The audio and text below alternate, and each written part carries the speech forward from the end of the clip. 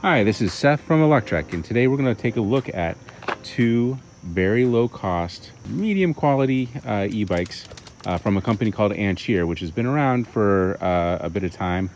We reviewed kind of the last generation of their bikes about 2 years ago. They've done some updates to their bikes, so we're going to kind of take a look. The headline feature of any Ancheer bike is the price, obviously. No other e-bike comes in with full-size wheels, 27-inch wheels, decent electric. This is a MXUS 350 watt motor. It's the 36 volt systems on both of these. The foldable one actually has a 250 watt motor. The battery on the bigger battery is a 10 amp, so you're looking at around almost 400 watt hours of power. A little bit smaller of a battery on the foldable bike, and it's of course up here on the handlebars, which probably not the best decision anybody's ever made. If we focus on the foldable bike, the fold is right here.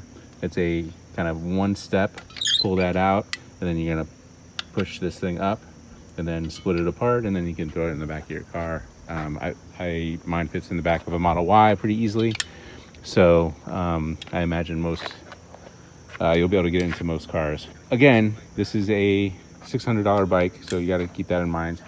The suspension, for instance, is pretty garbagey. I'm gonna try to even push it down to make it move a little bit, but it's almost like kind of like a prop. And of course it's a little bit, it looks like a little bit thicker poles on the full mountain bike, but not much better. These are fake adjusters, doesn't adjust.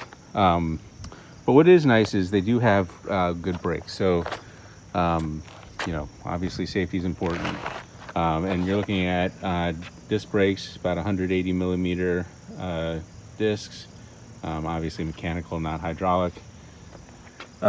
So take a look at this real closely. So when the bike comes in the box, it's got the tire off to the side, but the brakes are pretty much hooked up. You just kind of slide the tire in between the pads. So I was riding this around after putting it together, and the front brake actually, the bolt here loosened up, and I lost my front brakes, and I happened to be going on a hill, which kind of sucked. But obviously I had my back brakes, and I'm still alive, so not a big deal. But just a little word to the wise: make sure all the bolts are tightened, especially on brakes, on important componentry.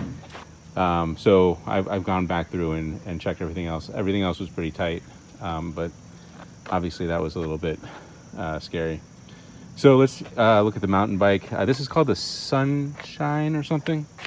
Don't know if it says anywhere on it, but the componentry, it comes with a bell, ding. The light is pretty much like something $10 you would find at a big box store. Actually, a lot of this is big box store quality, but you hit it, it's bright. It's got like a watch battery inside. It'll probably last 3 or 4 days, but it's better than not having a light, I guess. The gear shifters are actually interesting because Shimano, obviously, you can tell here, and Shimano derailleur down here, Shimano tourney, which actually isn't that bad of a derailleur.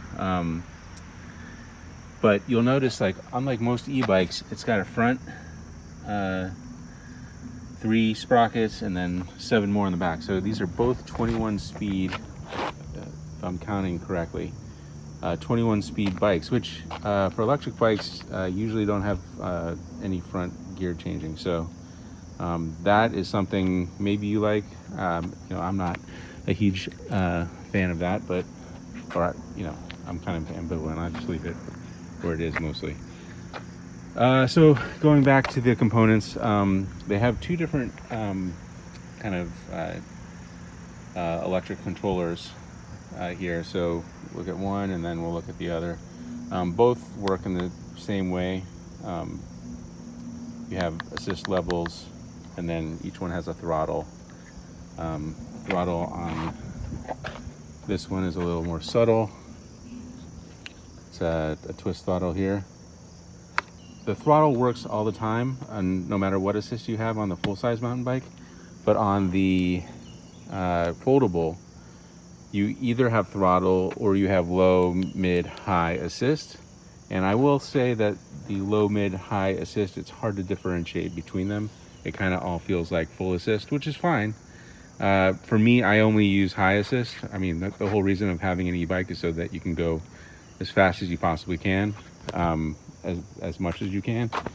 So for those people who want to go on really long jaunts, maybe you want to go on a lower level, I would recommend this guy over here.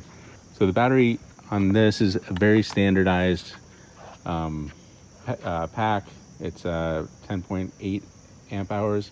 So multiply that by 36 volts and you're about 400, a little less than 400 watt hours, which is pretty good for a $600 bike. I mean, that's about a $300 battery, maybe $250.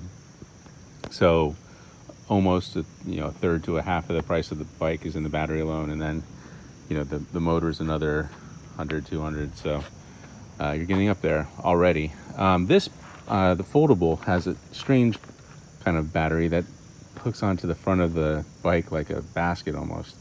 And because of the battery being here, the controller being here, and then the motor being here, you've got this like crazy amount of wiring.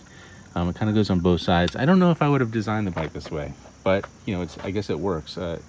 We reviewed a similar one, I think Micah actually did about 2 years ago, and it worked out well, and this one is no different. It's fine, it's working out, but it's not, it's questionable. A lot of the foldable bikes, electric bikes we see, have the battery embedded in here, and I wonder if that's thought for Ancheer, because the wiring is getting kind of crazy here.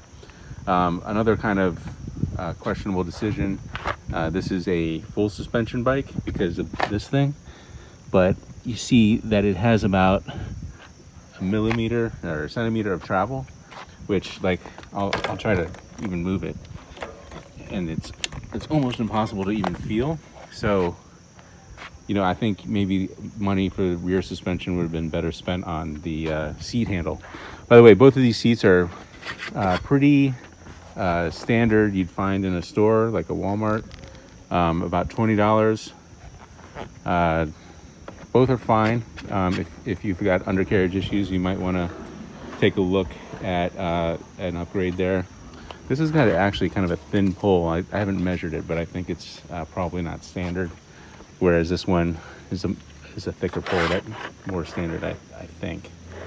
And this one also has much more room, so you can, theoretically, you could be a much taller person and enjoy riding this bike. So you've got a lot more options here, a little bit more power. Kind of the main advantage of this guy is it's a little bit less expensive, especially with our discount code, but it's also foldable, and you can fit it in the back of the truck or back of a car. What else? So I'm about 6 foot. I think I'm a little bit too big for these bikes.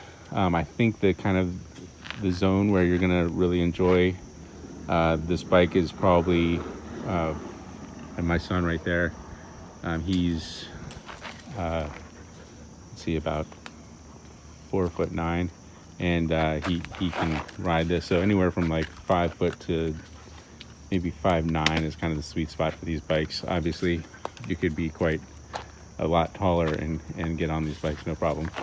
Let's talk about the overall experience. So getting on this bike, it's pretty straightforward. The acceleration is nice. The motor isn't loud.